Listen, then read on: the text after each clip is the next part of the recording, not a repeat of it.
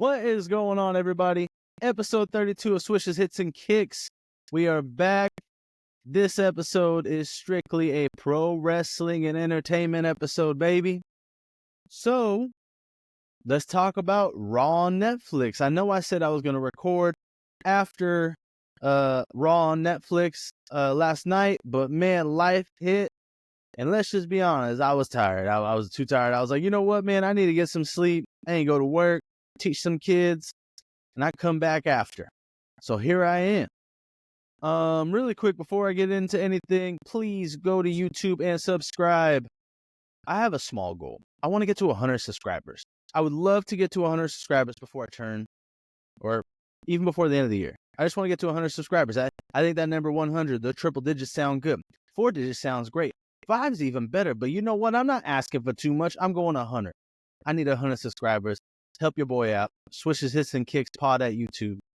All right. Anyways, let's get into it. Raw on Netflix. Automatically, the first thing I noticed is how good production was. Production was insane. Just checking everything out, seeing how it was. They opened the show with, the great video package they had of basically the history of the company. Pretty much the history of the business, right? And then we got Triple H, the guy who's kind of ushered in this new era, man. The era that everybody's saying might be the best, and it might be. He came out, did his thing, hyped everybody up for Monday Night Raw. Then we got The Rock come out. The Rock came out, and I ain't gonna lie, as soon as I saw those aviator actual glasses, I'm like, I don't know if we got Final Boss. He looked like Final Boss, but I don't think he's Final Boss. He talked about Netflix. He gave a shout out to the executives. He even made a comment about Squid Game. Season 2 is kind of whatever. Hydration. And after that is when I kind of realized, oh man, I don't think we're getting Rock at Mania. He gave a huge shout out to Cody and thanked him for carrying the WWE. And then shouted out Roman Reigns. And I'm like, oh, I don't think we're getting The Rock at WrestleMania. I think The Rock, he did his Final Boss bad guy thing last year. The Rock ultimately loves being cheered by the people. And honestly, I don't think he's at Mania. The next time he wrestles, he wants to be a good guy. And man, last night I think was the closing of The Rock being at Mania. I think that was kind of the closing maybe of the Final Boss. In general, I don't think it was the Final Boss. I think it was the People's Champ. That's the belt he had last night. And I believe that is what we're getting. We are getting a People's Champ Rock once again. Yeah, I don't know. I just, I don't see Final Boss Rock like last year coming back. And The Rock basically headed us into our first match of the night, which was Tribal Combat. Solo Sikoa versus Roman Reigns. What a fun match. It was expected to be chaotic, right? Because there's no DQ. Honestly, I was really impressed by Solo. Solo, this is probably the biggest match of his career.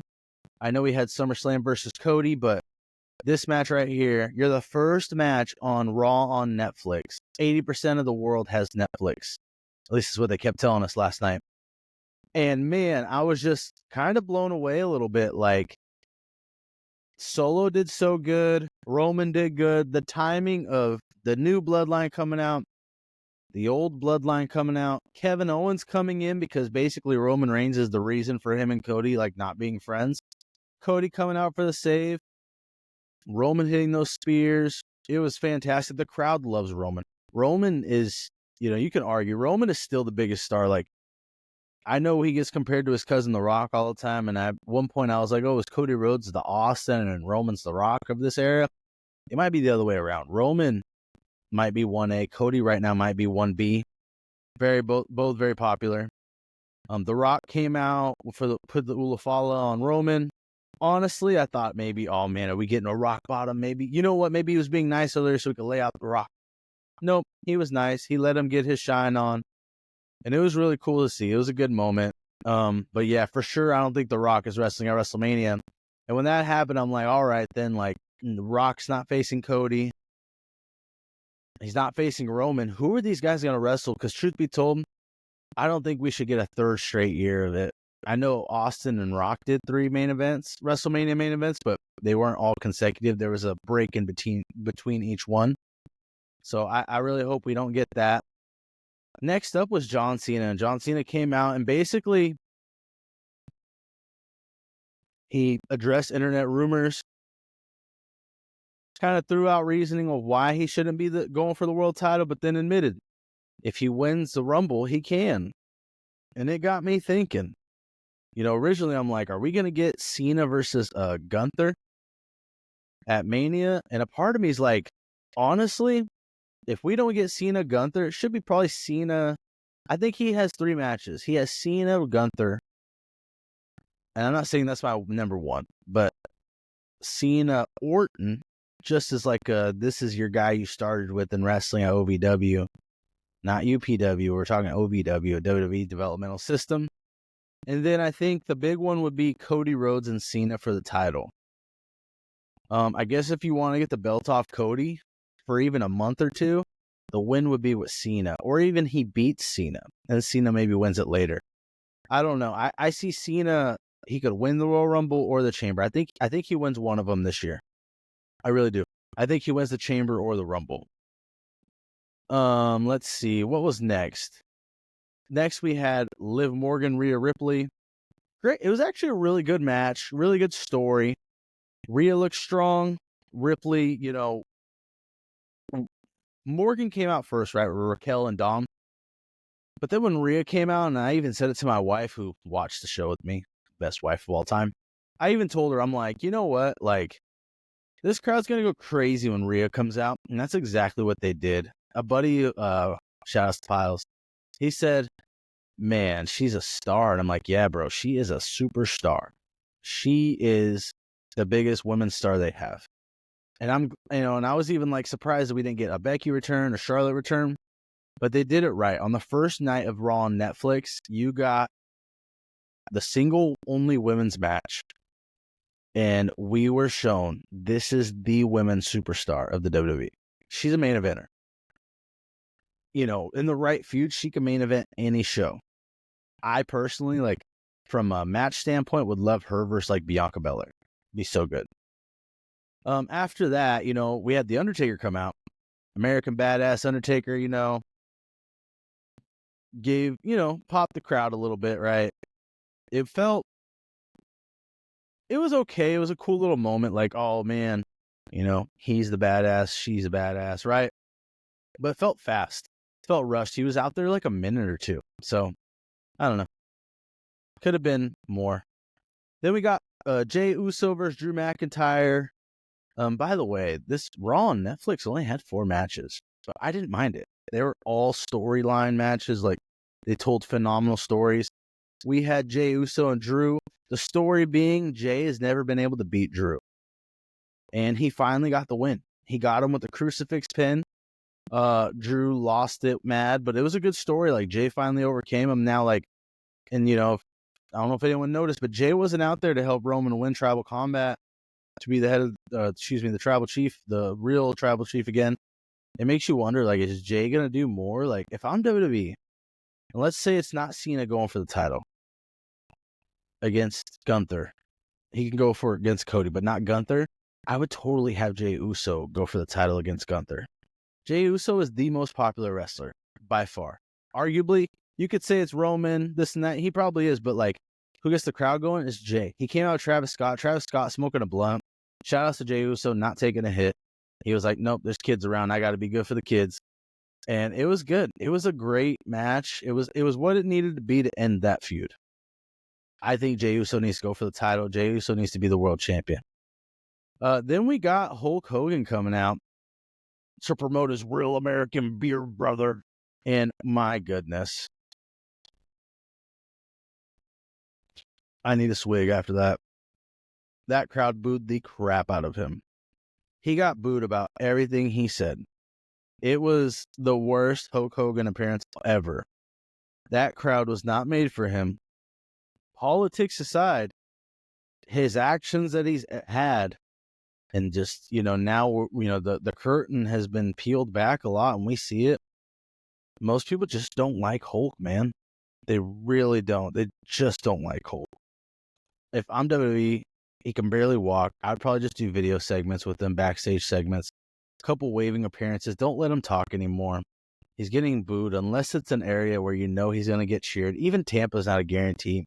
It might be time to shelve the Hulkster and just keep selling the merch. After that, we finally got the main event of Raw. The biggest, arguably, match of Monday Night Raw history, if you think about it.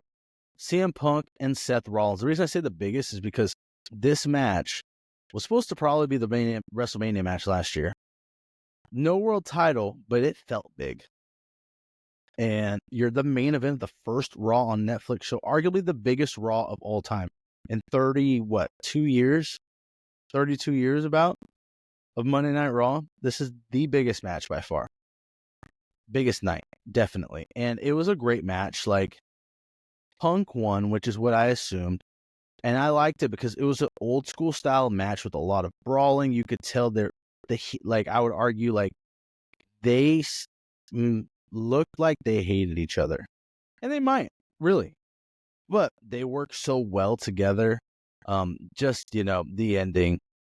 Rollins does the superplex, tries to roll through for the Falcon Arrow. Punk hits the GTS. He bounced off the ropes, back right in, slumped onto Punk's shoulders. Perfect GTS again. Perfect ending. Seth looked like the whole time he hated Punk. Even saying that I made all this. He was definitely the bad guy of the match. Man, what a great match.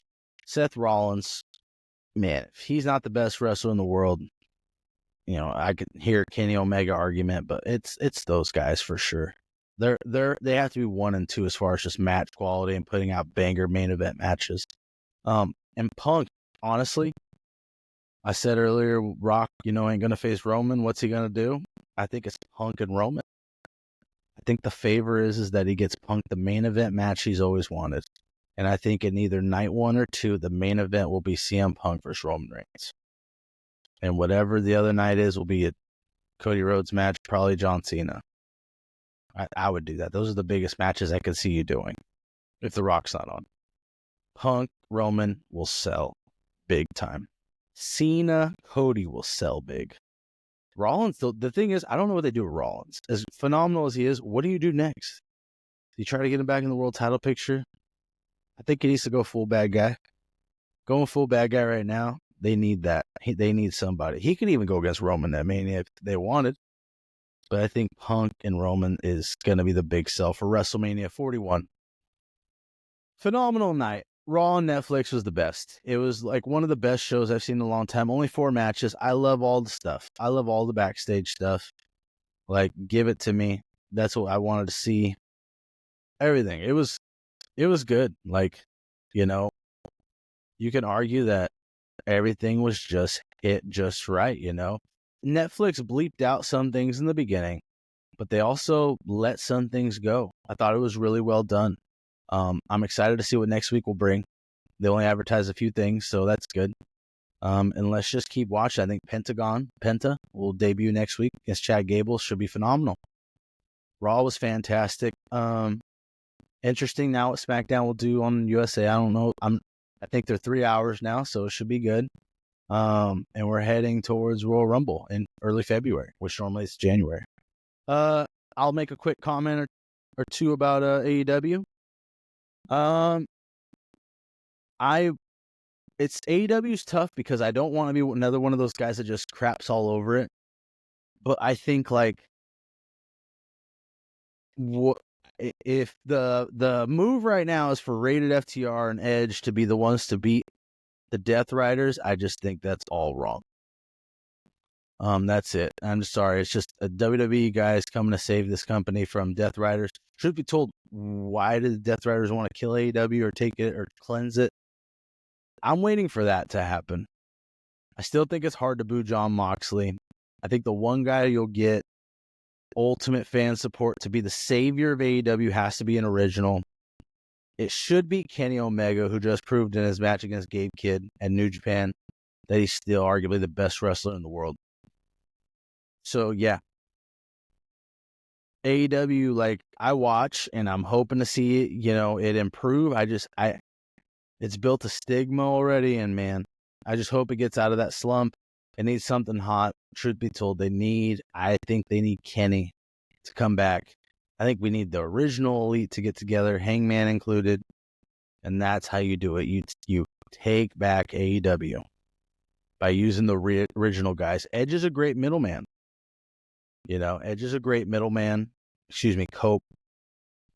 Stop getting on me. Oh, are you going to cope with this? And where am I going to cope with that? I don't know.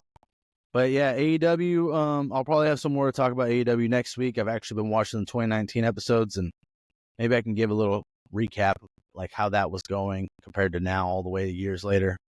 But yeah, pro wrestling's amazing. Entertainment-wise, just trying to watch some shows. Landman's it. Need some more suggestions. We started watching Outer Banks as well. Yeah, maybe some movies will pop up. I don't know. What's crazy still on my mind though? Let's get to 100 subscribers, man. Let's get Swish's Hits and Kicks to 100 subscribers, baby. Okay?